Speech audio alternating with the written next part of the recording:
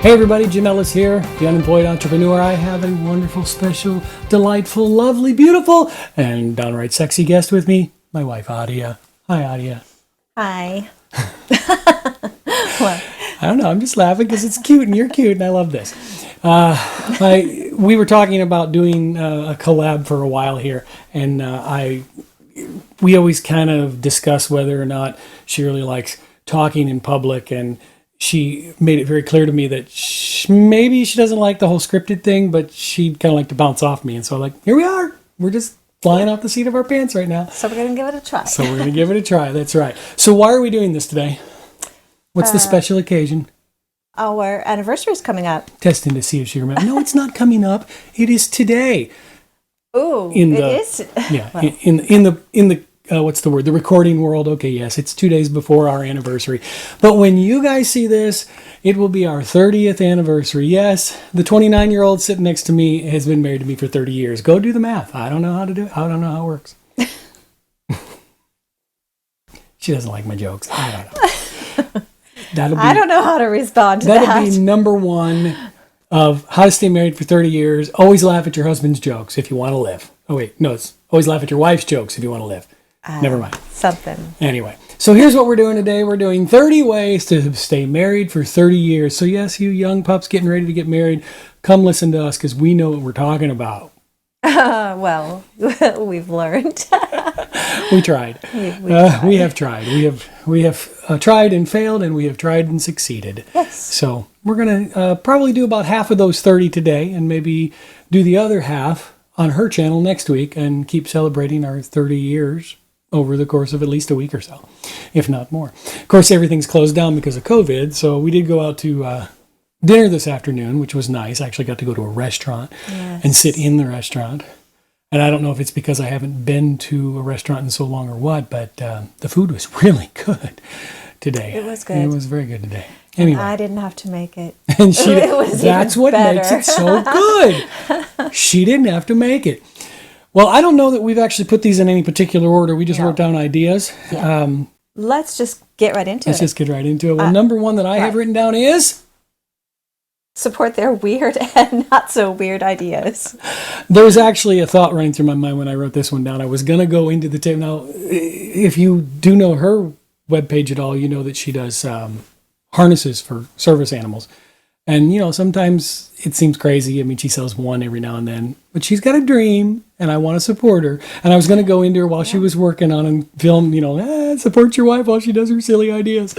Honestly, it's not a silly idea. It's a very good idea. I was actually surprised because I woke up this morning and there's 3 orders on there. You got 3 new orders today? Now I'm kind of panicked because I need to get them done. How are you going to get them done? Immediately. I can't wait. I'll videotape some more to maybe fill in, splice. This video might be 4 hours long. I don't know. It could happen. It could be. Number one is always support them, whatever they want to do. Well, unless they want, never mind. We won't go there. I was going to say unless they want to do something stupid, but sometimes the stupid things are the best things, right? So who knows? What's number 2? Number 2 is... help her make breakfast together. Breakfast together. Well, any meal. Any meal. It doesn't have to be breakfast, but breakfast is good because you're usually together at the same time. We haven't already separated, gone to work or whatever. Except on the days when you're too cranky to cook and want to go out, right? Exactly. We should have more of those. We kind of sound like we're joking, but there's a serious aspect to the joking part of it. What is the purpose behind cooking in the kitchen? What are you thinking about? It just supports one another in the daily duties of homemaking and getting yourself fed before work and everything like that when you've got a busy schedule. Right. And I mean, it just kind of leads to that intimacy later because... Intimacy later? I know. I don't understand. Doing some of these things together. So you're saying that if you want to cook in the bedroom, you have to first cook in the kitchen? Yes. Okay, I'm just checking. Yeah. Just making sure I understand. Yeah, I mean, there's these different, types of love languages that we've read about. And one is the act of service. I don't know that that's necessarily one of the things that I crave. I'm not sure what it is I crave, but... I don't know what I crave either. But, helping each other out is definitely one of those things. Oh, I know she loves number 3. And number 3 is give each other massages. I love it. She loves massages. I don't know what the deal is. I mean, I'm just like, Just do this for hours. I enjoy massages as well. I'm not going to lie. I enjoy a professional massage even more. Yeah. But, those are nice. not that this whole thing is about, sex, but, I mean, let's face it, with you and I mean, with married couples, if you do the massage thing, intimacy can follow. That doesn't exactly happen with your massage therapist. Well, gosh, I hope not. That could be troublesome in more ways than one. But the massage things Unless are you're cool. single and want it to happen. So, Let's not go there. Let's not go there. We'll anyway, edit that we're out. talking about marriage. We're talking about marriage. Okay, we're talking about staying married for 30 years. There's nothing wrong with giving your wife a massage. There's nothing wrong with giving your husband a massage. Right. Neck, shoulders, back, thighs, legs, even foot massage. I've seen people on YouTube and other places talk about, giving foot massages and things like that. And, hey, if they like it, do it. There's nothing wrong with that. Yeah, because we all hurt and it feels good. I really wanted to go out. Some of you may know that we're not currently living, but we have lived in an RV. My wife decorated our RV very, very beautifully. And one of the things she put in the bedroom was, always kiss me goodnight, right across the back end of above the bed. Our bed is in the front end of the RV. It's pulled by a truck and it kind of goes at an angle like this. So I'm sleeping here with the roof over my head, or the wall leaning up over my head. And right up here it says, always kiss me goodnight. She also has a pillow that says, always kiss me good morning. So I guess we're putting 4 and 5 together. Yeah. Always kiss her goodnight or him goodnight, and always kiss each other good morning and good night. I don't care if you got halitosis breath or if they have halitosis breath. Give them a quick kiss good morning before you step out of the bed and get started with your day. Yeah. Because otherwise, things get in the way. And I mean, that's just little intimacy. That's right. part of intimacy. We've already joked about sex a couple of times on here. And the joke, I meant serious. Those are all serious things that we put in a funny light. But kissing is a part of the intimacy, and there's nothing wrong. I shouldn't say there's nothing wrong. It's just you should be intimate with your wife, your spouse in other ways, not just the sex.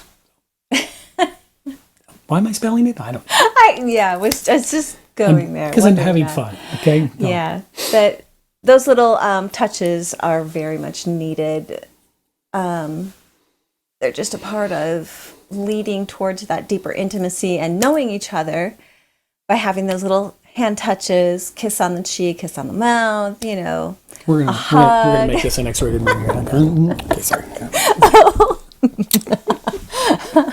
There. Okay, so number 6.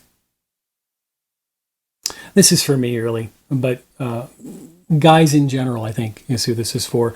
Guys don't like to say I'm sorry. I don't know why. Never figured it out. We won't go too deep into this. Maybe it's something we can do in another video as we move into marriage ministry or whatever, if God so sees fit to let us do so. But she struggled with saying sorry a lot. She struggled with accepting apologies because of things that went on in her family and baggage you bring. Everybody brings baggage into a marriage. But one thing you got to put aside is don't be afraid to say you're sorry. You do something wrong, apologize for it. If I may be so bold talking to the men, man up. Because if you screwed up, you need to man up and just say, look, I'm sorry. Sometimes if you do it too much, people get upset about you doing it too much. But you know what? You're human. You make mistakes. Say you're sorry and keep moving forward. That's all I'll say about that. Would you like to say something else? It's a great example for our children too when we say I'm sorry. It teaches them how to be remorseful and on the other perspective to be forgiving. So if we offer our Repentance.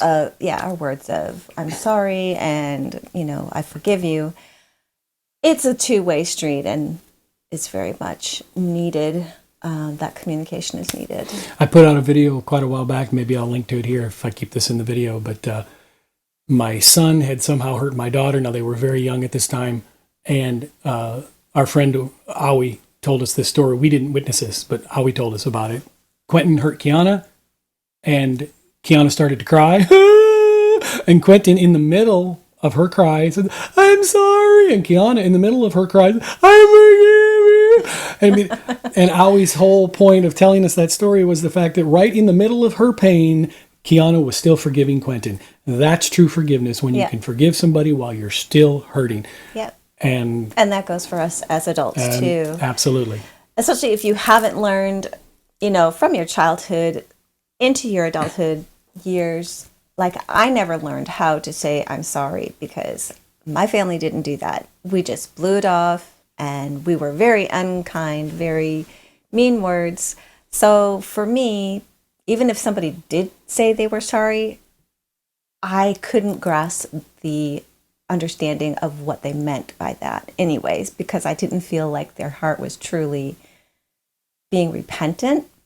So I wasn't able to forgive. And, that leads to a whole host of, situations, especially as a couple, if you're holding that unforgiveness because you're not able to, just work that out in your head that, hey, this person really, truly means it.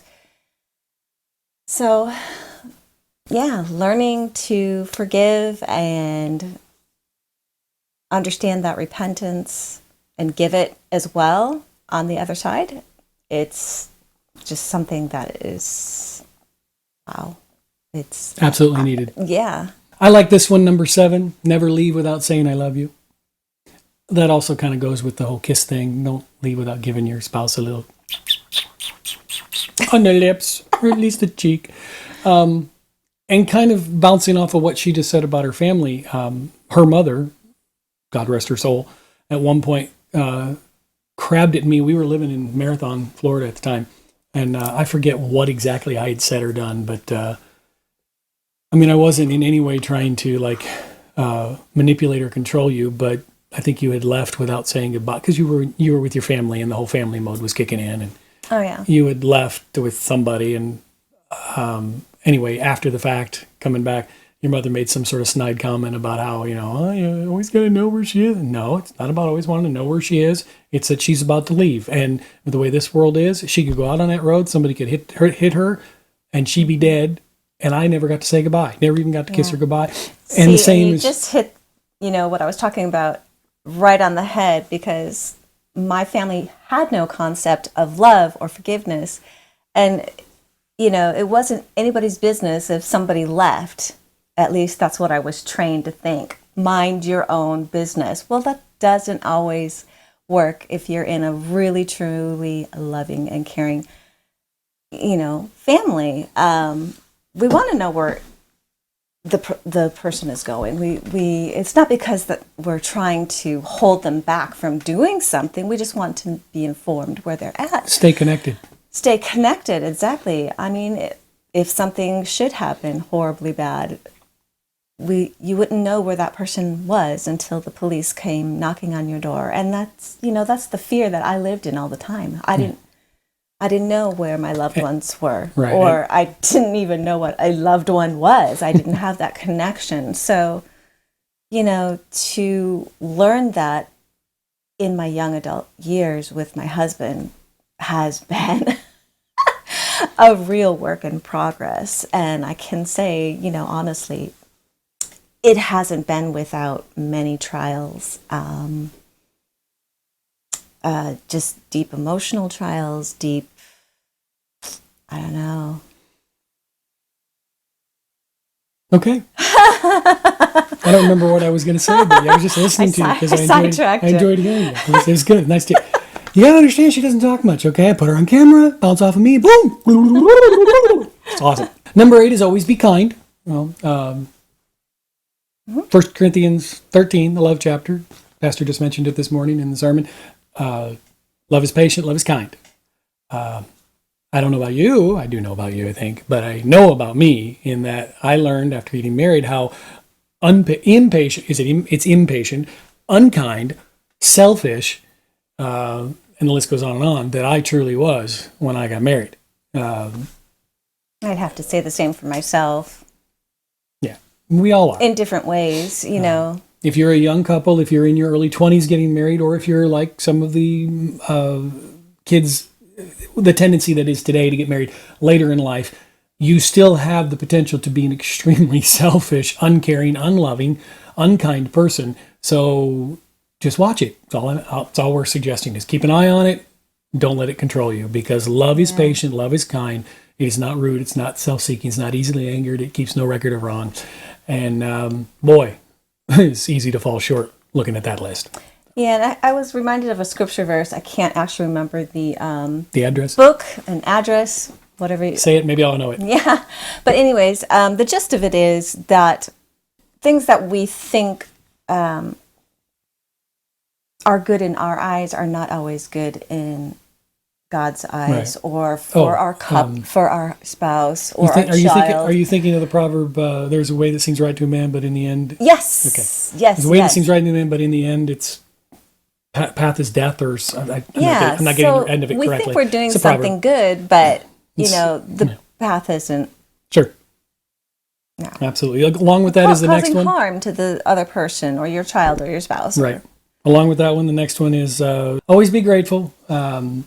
There are times when you can feel like, okay, let's just be carnal for a minute. Hey, we've got the 11-year-old car and they've got the brand new one. And let's just be honest. Right now, we're at transition time in our lives. We're living with our mom and dad. We're grateful that we are living or have a place to live because of our mom and dad. But it's very easy to go, I wish I had my own place because I'm be 53 this month. And, like she's only 29 and but still never mind.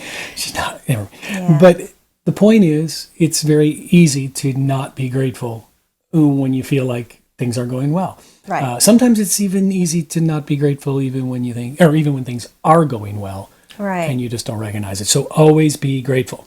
Yeah. Your spouse is not your source. Where did we get this from? I don't know. Please remind me. Really? Ted Cunningham. Yes. Woodland Hills Church. Your spouse. I mean, I've heard it over and over. Oh, have you? He's the only place I've ever heard say it that way. Well, maybe it was from him that I heard it. But yeah, that our spouse is not our only source. God is our source. Our spouse is not our source at all. Well, this is true. I mean, yeah, when we depend on that person for happiness or satisfaction of any kind. Sexual, anything else. Right. Any kind of satisfaction. Clothing, addictions. I mean, clothing could be, an addiction, shopping or whatever. Anything can. Lord forbid if you're into drugs or whatever. I mean, maybe you're forcing your spouse to, I don't know, get the drugs somehow. Okay, I think you're going way off. Way off course here. Anyways, but that's okay. Hey, Bottom line is, your spouse is not your source. Yeah. God is your source. Don't put that kind of pressure on your spouse to be the person that keeps you on the right path, if you will. Right. That could even be. That's something she and I dealt with in the last few years, and me talk about that later. But being the head of the home, putting a lot of pressure on the other one to, always be the person praying or always be the person leading the family in even worship, or being the breadwinner. Yeah, the breadwinner. Mm-hmm. Jesus is the source. Love even when you don't feel like it. Of course, with this beautiful thing, how could I not feel like love? Because I'm human. That's why. Right? Yes. You have anything to add? Come on, there's millions of times when you've wanted to not love me. Just I'm just saying, not because of you. I'm saying as of me. I recognize that I was a jerk at one time. Yeah. Hopefully at one time and not anymore, but I'm still working on it. Yeah.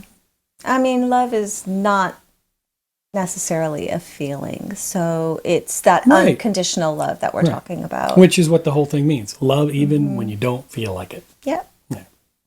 Go out often. Oh, okay. Now that kind of goes back to what we talked about a little bit earlier. We went out for, we talked about cooking and all that. This goes back to Ted Cunningham as well, right? What do we call it? What does he call it? We should go over those. The daily delay, weekly withdrawal, and annual abandon. Annual abandon. And I love this. I mean, now granted, I'm coming at it from a perspective of my budget has always been low. Yeah. We're struggling financially right now, so an annual abandon anywhere that's costs any amount of money is not going to happen. But we are considering, I mean, it's our anniversary for crying out loud. Everything's closed. We were talking about going to Hot Springs. Most of the stuff down there is closed, but nothing opens until the middle of June. So maybe early July we'll head down to Spot Springs or something. Take a 2-hour drive. We can do that. Maybe spend the night in a hotel, and just get away. And it's an abandon. We can get away from life, everything we're doing. Stop making videos. Stop doing whatever we're doing, whatever kind of work, and spend time together. Spend quality time together. But let's go back to the daily delay. What would you like to see happen in the daily delay? Daily delay, I really love doing like a morning devotional together, those little quick ones on the Bible app. Let's define morning as like after 10 a.m., but Well, it depends on if it's a work day or not, because I do have to get up at like 6:30 in the morning on a work day. But yeah, I love doing those little, the Bible app marriage devotionals. Mm-hmm. I love some of John and Lisa Bevere's podcast. Who else have we listened to? Lots of little things here and there. So many different little. And then the weekly withdrawal would be kind of like what we did today. Go out and just have dinner outside the house. Yeah, that's not something you can. Well, unless you've got a lot of money coming in, shouldn't be something you're doing every day. Oh, not every going day. Out to eat. No, it'd be once a week. It's just once a week. Everybody needs to have a date night. Weekly withdrawal is the date night. And of course, we already talked about the annual abandon. So number 13 is... Go shopping. Go shopping, yay! Yes, whether that's... He's making a sad face. Whether that's shopping for clothing, car shopping. Car shopping, okay. Yeah. I can do that. I mean, what about grocery shopping? I have to go grocery shopping with you? Well, helping out occasionally. Oh, okay. That'd be great. Well, it's also fun, to sneak little, love kisses and stuff without people seeing you. In the grocery store? In the grocery store. Yeah. And of course, yes, helping each other out. Mm-hmm. Right. Anything else? See, my other side of it for me is online shopping. Online shopping, that's great. I like online shopping. I do like online shopping too. And you can, sit on the couch, lie in bed, and look on the phone or the tablet, and hey, I want that, I want that, I want that. Yep. And then once it gets to like $10,000, you go, okay, let's whittle it down. 10,000. Right. Right. It is nice too that they have online coupons as well. You always feel like you can only get that in the store, but they have them online as well to help save money. So that's nice. Yeah. And that helps you stay married longer. It does. No fighting. And number 14 would be, sex is not all about you. Yes, guys, I'm looking at you. And I say that out of experience. When I was younger and we just gotten married, it was all about me enjoying myself. And then I realized, wait a minute, there's somebody else involved in this. I think nowadays people get that, but some people don't. And I think it was worth saying, yes? Yeah. That all you get to say is just yes? Would you like to add anything else, dear? Yeah, just paying attention to each other's needs on the sex thing. It's not all about the actual intimacy. There's, other parts of intimacy that, No, I get it. Okay. It's not about the actual sex act. It's about leading up to it. And there's other things that lead up to it. Not only for, one partner or the other. It's not just the sexual act. There's the acts of kindness, the services, the cooking in the kitchen, saying I love you, the cooking in the kitchen, exactly. The going shopping. That can be a total burden for the person that has to go shopping all the time.